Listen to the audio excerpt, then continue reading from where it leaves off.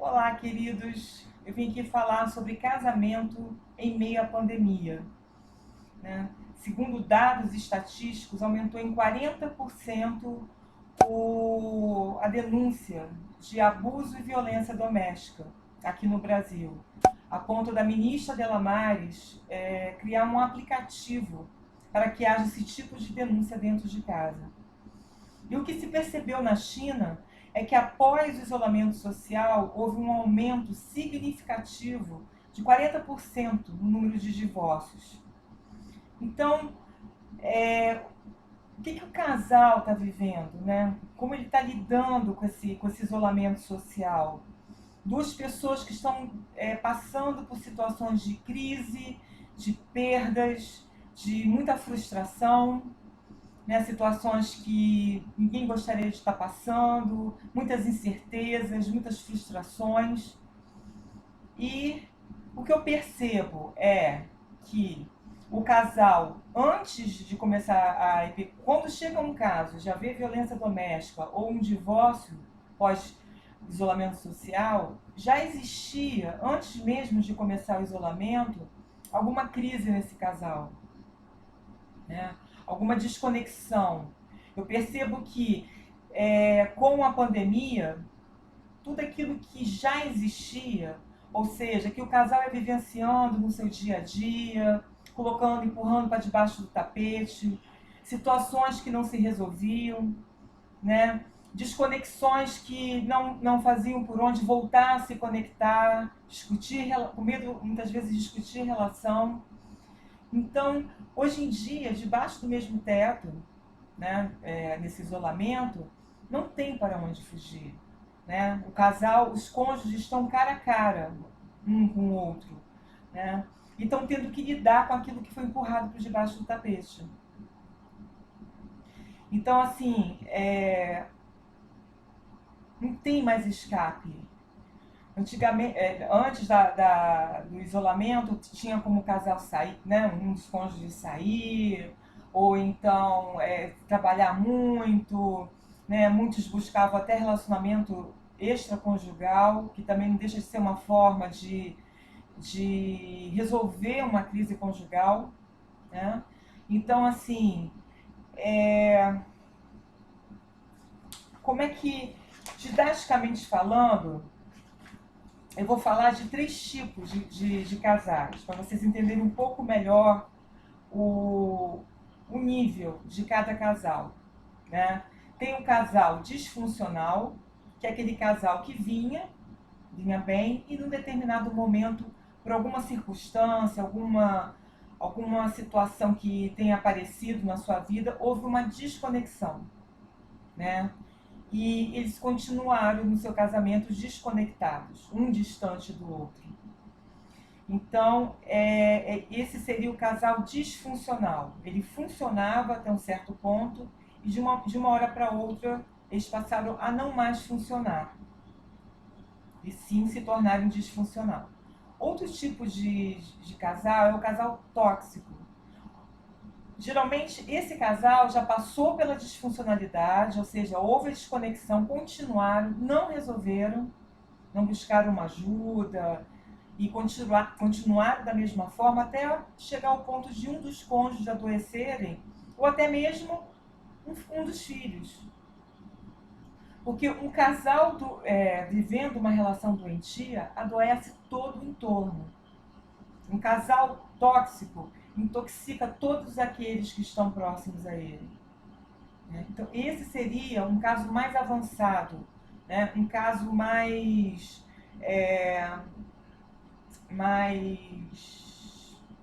exacerbado, né? Em relação a um casal em crise.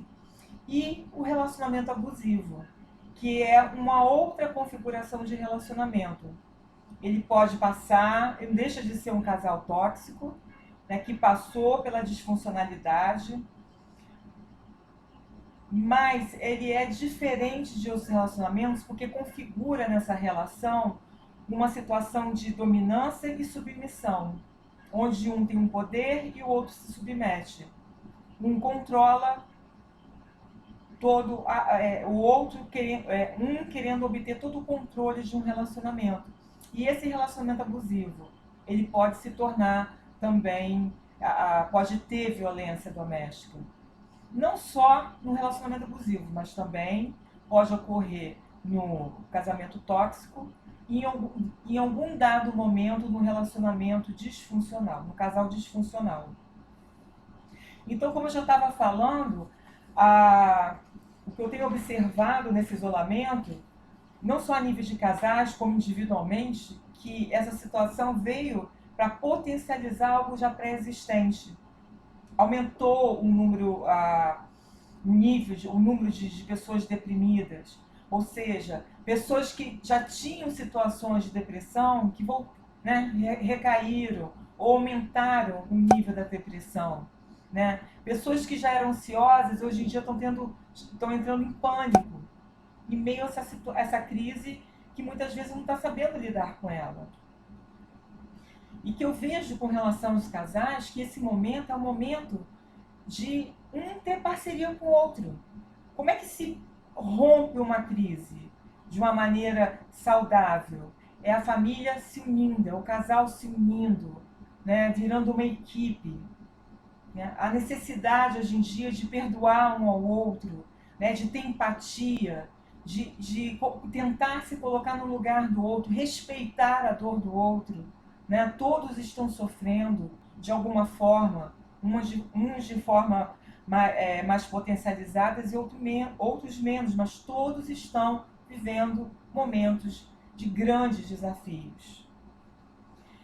E o que eu tenho para falar para esse casal é que cada um desses parceiros vem olhar para si. Quando o casal está muito frustrado por conta de situações difíceis que eles estão passando e não estão conseguindo resolver, né? Quando eles estão assim no ápice da crise, e isso eu vejo muito quando eu recebo no meu consultório casal em crise, eu vejo assim culpando o outro. Ele que é o culpado, ele que faz isso, ele é o grosso, ela é isso. O que eu estou querendo mostrar? Que cada um fica olhando para o outro e não consegue se enxergar naquela situação. Ele é o culpado da minha infelicidade, né? Ele é o culpado da gente não estar podendo formar uma equipe nesse momento. E o que eu estou querendo falar para os casais em meio à pandemia é que cada casal vem olhar para si nesse momento. Para de olhar para o outro. Para de cobrar do outro que ele venha te ajudar, que ele venha te fazer feliz, ele venha satisfazer esse momento que talvez você está vivendo uma extrema insatisfação com a vida em geral. Né? Então é um momento de cada um olhar para si, olhar para a sua história. Pare de olhar para o outro. Quando eu recebo o casal em crise no meu consultório, eu tenho que fazer isso quase que separar esse casal. Eu não separo fisicamente, mas emocionalmente, para que cada um olhe para si e que possa se mudar, se transformar, né? E ver que cada um pode cooperar a partir daquele momento. Cada um pode contribuir. E não mais olhar para o outro e culpá-lo das suas insatisfações, né? das suas frustrações. E segundo a teoria sistêmica, todo casal em crise, ele tem em todos os cônjuges, nos dois cônjuges, eles têm uma pendência na sua história de vida. Né? Situações inacabadas que eu deixei na minha história de vida. Que situações inacabadas são essas?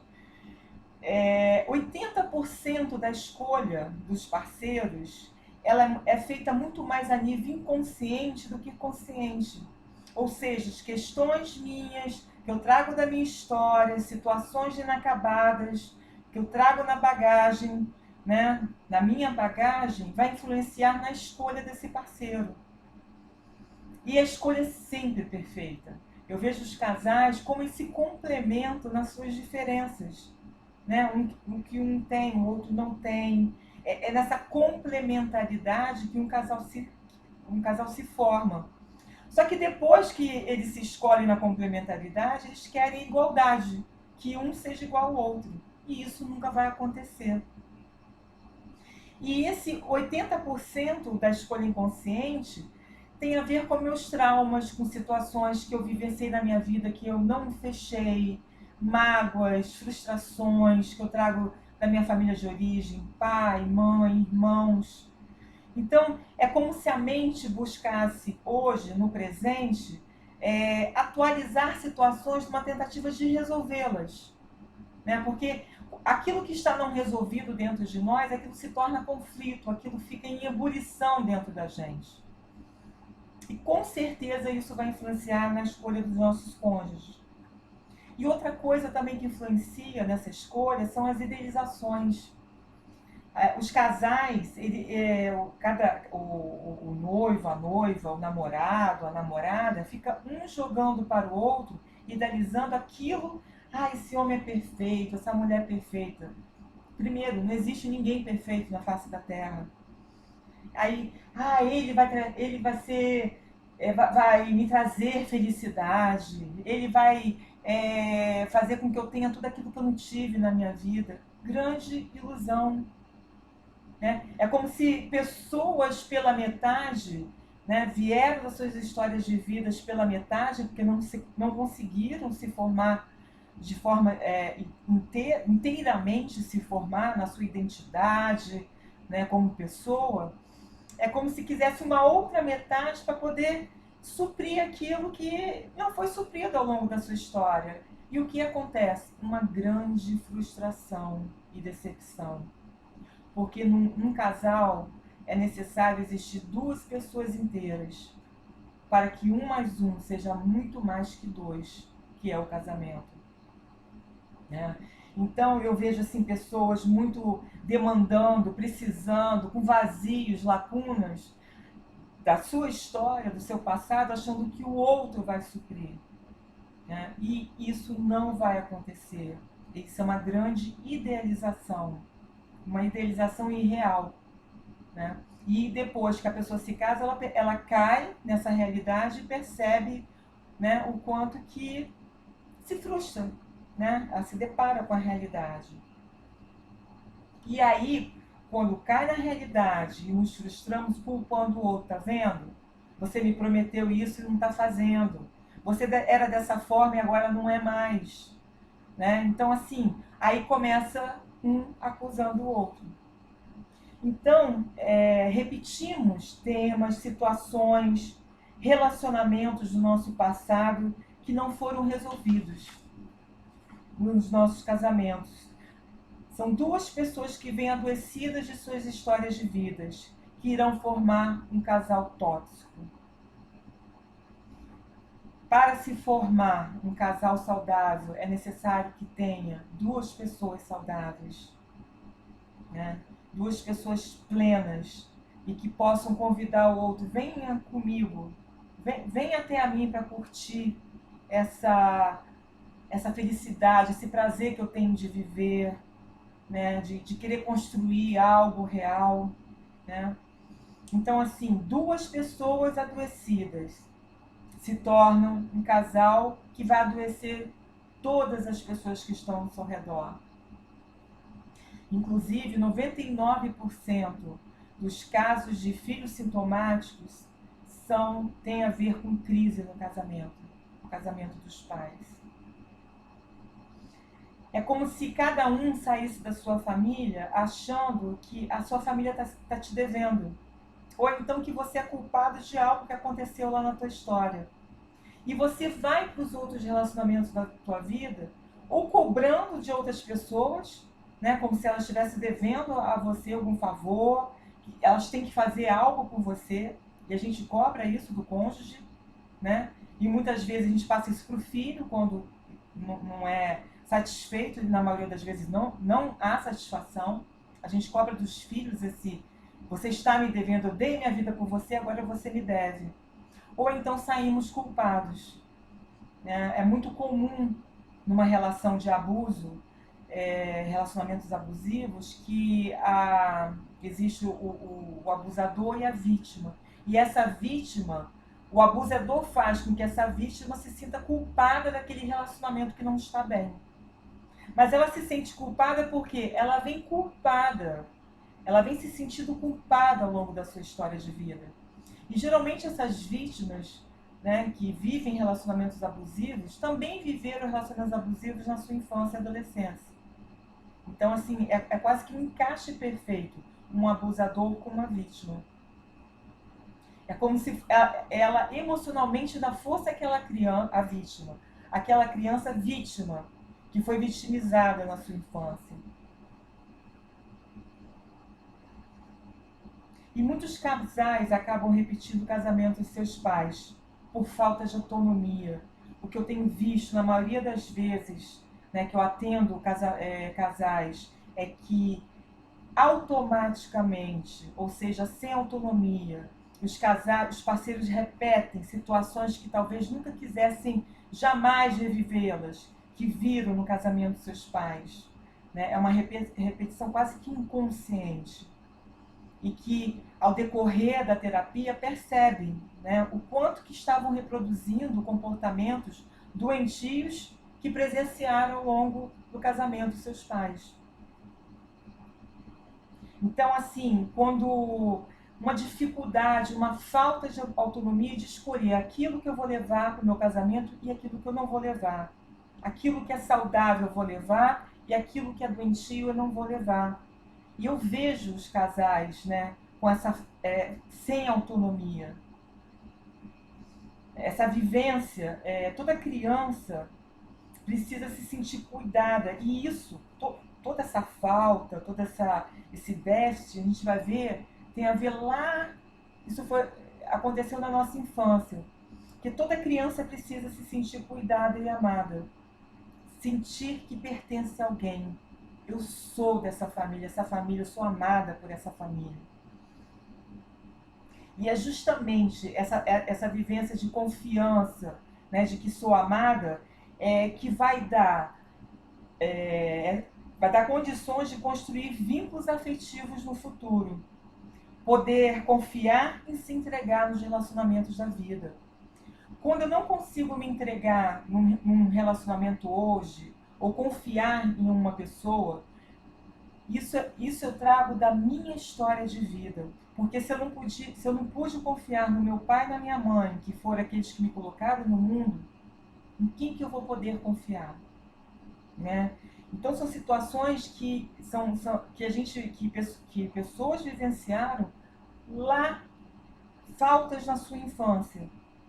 Crianças que perderam dos seus pais, isso pode ser também um exemplo, por morte ou abandono, né? Crianças que foram adotadas, que às vezes nem sabem, mas que carregam essa ferida do abandono, né, no seu coração, né?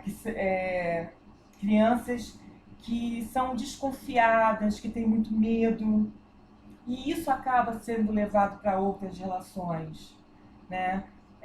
E essa questão de falta de confiança, de se entregar, de não conseguir se entregar, isso vai diretamente na questão de você não conseguir ter intimidade com o outro.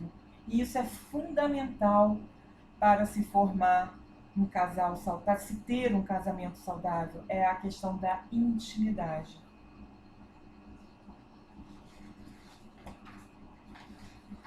Então, aquilo que eu acredito acaba se tornando realidade. Ou seja, todas as minhas crenças, tudo aquilo que eu construí ao longo da minha história, eu acabo recriando no meu presente, né? Tornando isso realidade. E para a gente concluir, motivos emocionais comprometidos por conta dos nossos relacionamentos anteriores, né, ou nossos relacionamentos no início da nossa vida, acaba interferindo na escolha do meu parceiro e no tipo, na qualidade de relacionamento que eu vou ter com ele.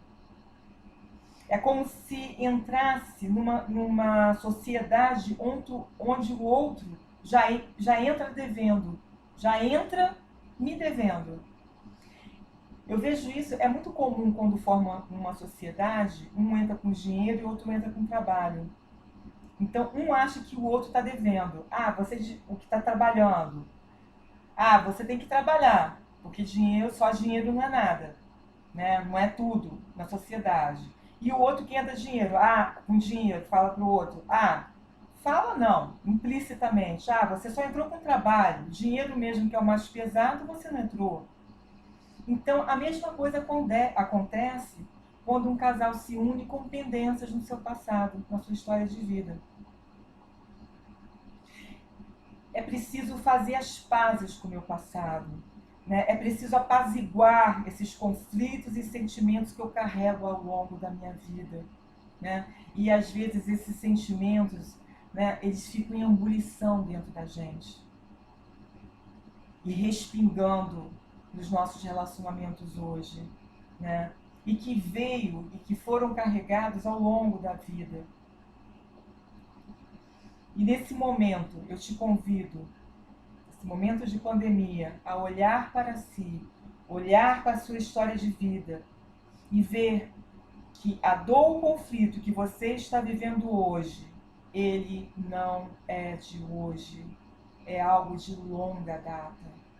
Esse sentimento que você tem hoje, ele pode estar sendo potencializado em cima de uma crise que você está vivendo no teu casamento, mas é algo que você traz ao longo da sua história.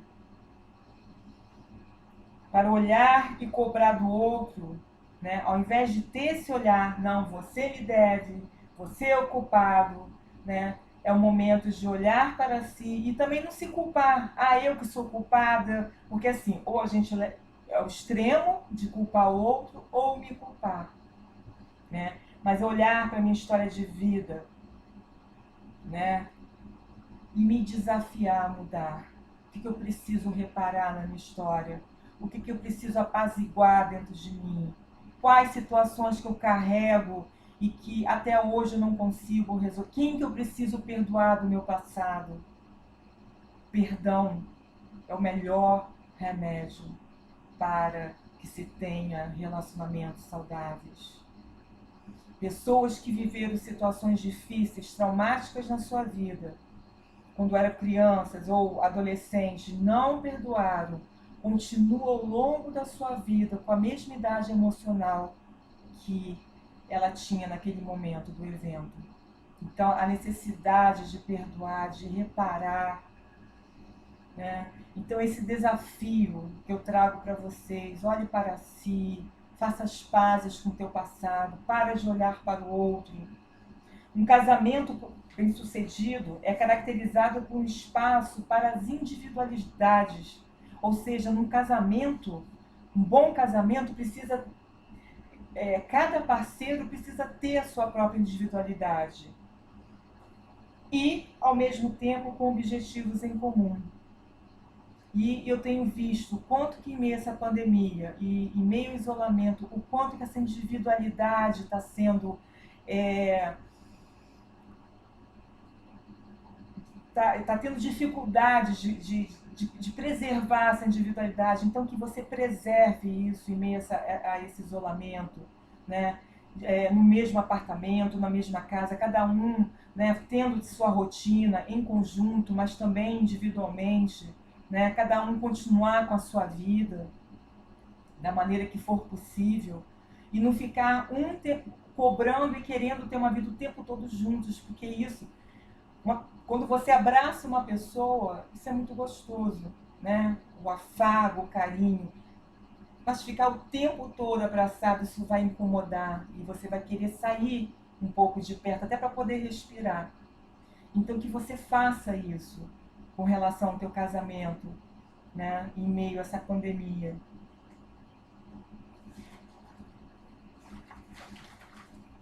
Cada parceiro sendo responsável, primeiramente por si e depois por um projeto em comum. Ou seja, que você responsabilize, né, primeiro a si mesmo, as tuas questões, responsabilize no sentido de se olhar e depois você poder olhar para o teu parceiro e ter um projeto em comum. E não ficar cobrando do seu cônjuge coisas lá do seu passado que está te faltando hoje, porque você está mandando a conta para o endereço errado. Ok, queridos? Um beijo no coração de todos vocês. E que esse vídeo tenha clareado muitas coisas que talvez vocês não estão conseguindo enxergar nesse momento de pandemia e de crise. Ok? Beijo no coração de vocês.